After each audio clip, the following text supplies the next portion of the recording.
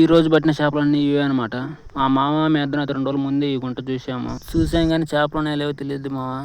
అందుకనైతే మా మామ దిగైతే చూస్తున్నాడు చేపలు ఉన్నాయో లేవో. చూసిన తర్వాత చేపలు అయితే ఉన్నాయన్నాడు.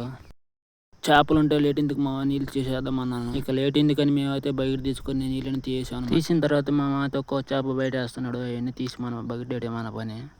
అలా ఒక్కో చేప పట్టుకొని మొత్తం బకెట్ వేసుకున్నాం మామ. ఆ గుంటలో చేపలు పెట్టి పక్కన ఇంకో గుంట ఉంటే ఆ గుంట చేపలు కూడా పట్టేసాను అనమాట.